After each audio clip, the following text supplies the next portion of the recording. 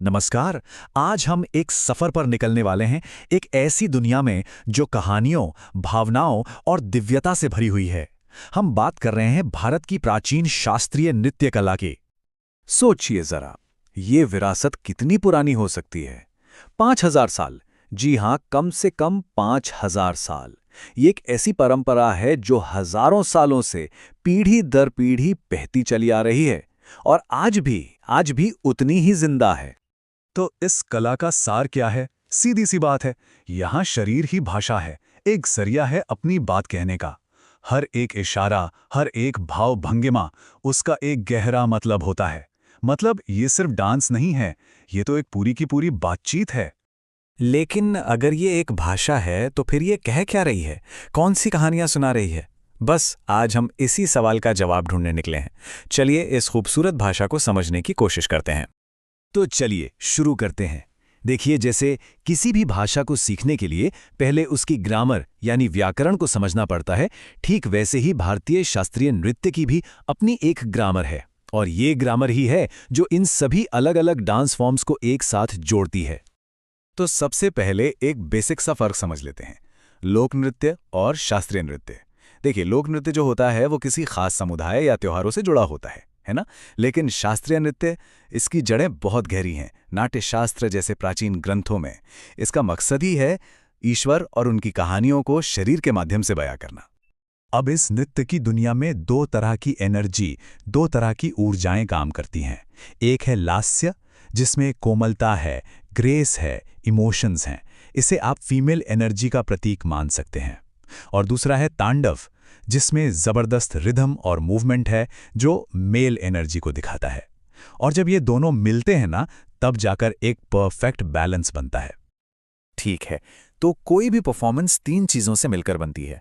पहला है नृत्य, यह है प्योर डांस, इसमें सिर्फ रिदम है, खूबसूरत मूवमेंट्स हैं। फिर आता है नाट्य, मतलब ड्रामा, एक्टिंग, किसी कहानी को निभाना। और तीसरा है नृत्य, जो इन दोनों का खूबसूरत संगम है। यहाँ पर डांस भी है और एक्सप्रेशन भी। हर एक स्टेप, हर एक इशारा एक कहानी सुना रहा होता है। तो कहानियां तो हैं, पर उन्हें बयां कैसे करें? इसके लिए होते हैं 9 रस, यानी 9 इमोशंस। प्यार, हंसी, गुस्सा, डर, शांति। ये 9 रस ही तो वो इमोशनल वोकैबुलरी है, वो शब्दकोश है, जिसे इस्तेमाल करके एक डांसर अपनी पूरी कहानी कहता है। तो ठीक है, ग्रामर तो समझ आ गई। अब वक्त है इस भाषा की अलग अलग बोलियों को देखने का, मतलब अलग अलग डांस फॉर्म्स को जानने का। चलिए 8 प्रमुख शास्त्रीय नृत्यों में से 4 पर सबसे पहले नजर डालते हैं। शुरुआत करते हैं सबसे पुराने और शायद सबसे मशहूर डांस फॉर्म से, भरतनाट्यम। इसे फायर डांस या अग्नि नृत्य भी कहते हैं। और क्यों कहते हैं?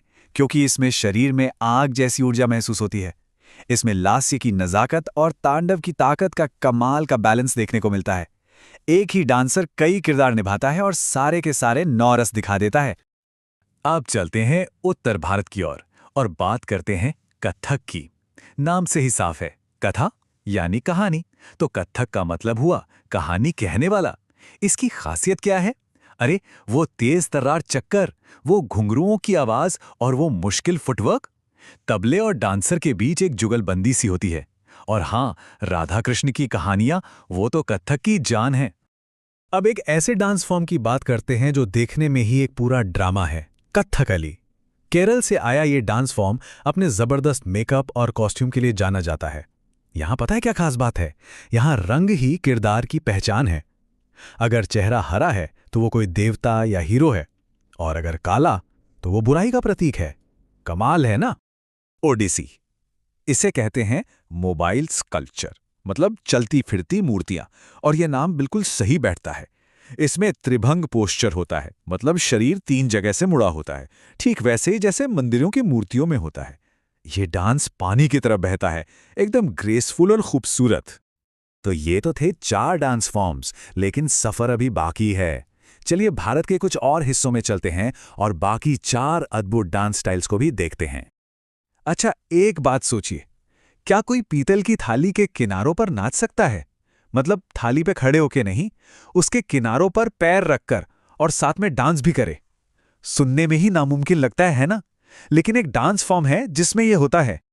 जी हां, और इसका जवाब है कुचिपुड़ी। आंध्र प्रदेश का ये डांस ड्रामा बहुत एनर्जेटिक होता है। इसमें एक खास परफॉर्मेंस होती है तरंगम, जिसमें डांसर एक पीतल की थाली के किनारों पर अपने पैर रखकर नाचता है और साथ ही सिर पर पानी का एक बर्तन भी बैलेंस करता है। कमाल का हुनर है ये। अब बात करते हैं मोहिनीअट्टम की। मोहिनी यानी एक ऐसी खूबसूरत स्त्री जो किसी का भी मन मोह ले। ये डांस भगवान विष्णु के मोहिनी अवतार की कहानी कहता है। ये पूरी तरह से महिलाओं द्वारा किया जाने वाला सोलो डांस है और इसमें लास्य यानी ग्रेस और ब्यूटी पर ही सारा फोकस होता है, हवा की तरह हल्का और कोमल। मणिपुर का मणिपुरी डांस ये भक्ति और शांति का दूसरा नाम है। इसकी चाल बहुत कोमल और धीमी होती है और एक बहुत ही अनोखी बात यह है कि इसमें डांसर घुंघरू नहीं पहनते। क्यों? ताकि उनके पैरों की आहट से वो शांति भंग ना हो। यहाँ सारा जोर चेहरे के हाव भाव से ज्यादा हाथों और शरीर की भाषा पर होता है।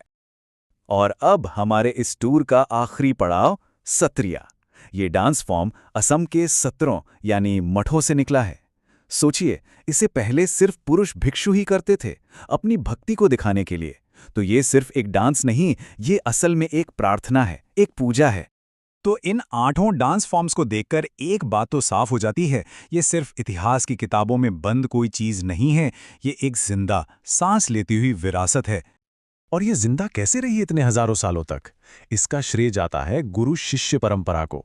एक गुरु अपने शिष्य को ये कला सौंपता है और फिर वो शिष्य आगे किसी और को। इसी तरह ये ज्ञान एक पीढ़ी से दूसरी पीढ़ी तक पहुंचता रहा है और आज भी पहुंच रहा है। तो जाते जाते बस एक सवाल छोड़ जाते हैं। अगर ये डांस सच में 5000 साल पुरानी एक भाषा है, तो सोचिए आने वाले समय में ये और कौन सी नई कहानियां सुनाएगी। ये कोई म्यूजियम में रखी पुरानी चीज नहीं है, ये एक ऐसी भाषा है जिसका भविष्य अभी लिखा जाना बाकी है।